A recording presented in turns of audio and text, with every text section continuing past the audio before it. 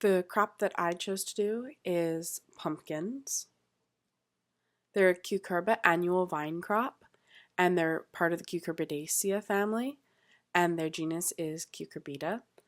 They're monoecious, meaning that they have separate male and female flowers, but on the same plant. And I included a picture of the pumpkin patch, and you can see all the different varieties in the bottom of the picture.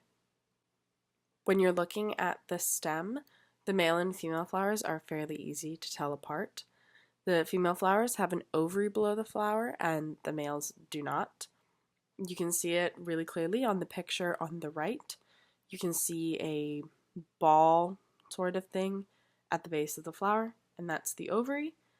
And then you can see it on the picture on the left, but it's not as easy to see. It kind of looks like a little zucchini at the base of the female flower, and that's the ovary. Some common diseases are black rot, fusarium wilt, powdery mildew, Phytophthora, and zucchini yellow mosaic virus. In the top you can see the black rot, then below that the fusarium wilt, and then the bottom left has powdery mildew, and the bottom right shows the mosaic virus. Although on the bottom right that is zucchini, but that's just to show you like what it looks like. In cooler areas, you want to seed or transplant in the field between June 15th and July 5th, and then in warmer areas, do it between May 15th and July 15th, and be sure to keep adequate spacing between the plants, as closer spacings will produce smaller fruit. And then you want to harvest when the fruit is mature, but prior to the first frost.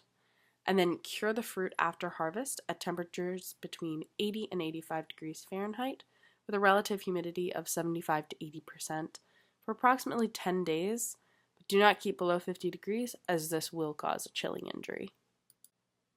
Common uses for pumpkins are soup, bread, people roast the seeds, you can make it into pie and puree and use the puree as a replacement for butter and or oil in lots of recipes. And there's many different types of pumpkins. As you can see in this table I took from our book, that they range in a whole bunch of different sizes.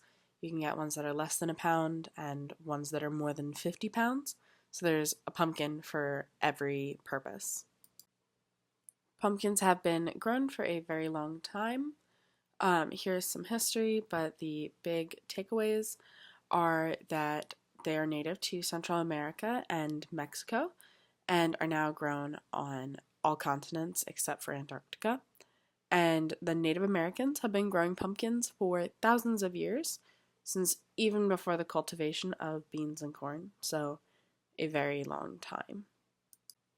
I ended up getting a few too many pumpkins, so I made 2 recipes.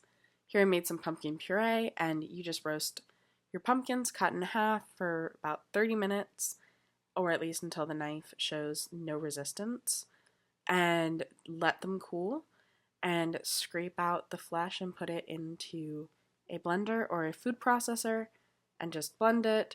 You can add a little bit of water if it's not soft enough, and then you can freeze it or use it right away.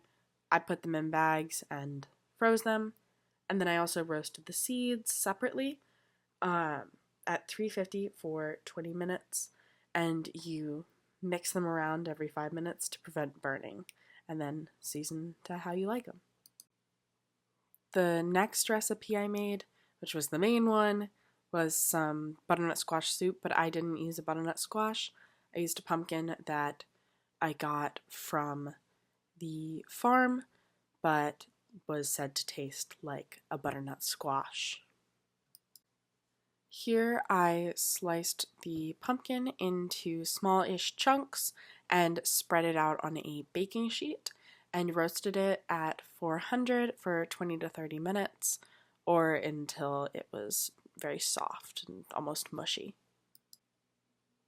Next, I repeated the same process, but for some onions and garlic and carrots, and roasted those. And once everything was done, I put it into a pot and added some broth and I left some vegetables to the side just to add in case it needed more flavor later on. Next, you want to just add in all of your seasonings and flavorings. So this recipe called for some pepper, like chili pepper, whatever you wanted to put in, cloves, nutmeg, cinnamon, and some vanilla extract. Next, you want to just bring it to a boil and let all the flavors get to know each other. And once everything is soft from that, you want to blend it up with an immersion blender and make sure to get out any chunks. And once it is smooth, you are good to go. You can let it simmer a little longer if you want it to be thicker, but other than that, it's done. Then here are just the sources that I used.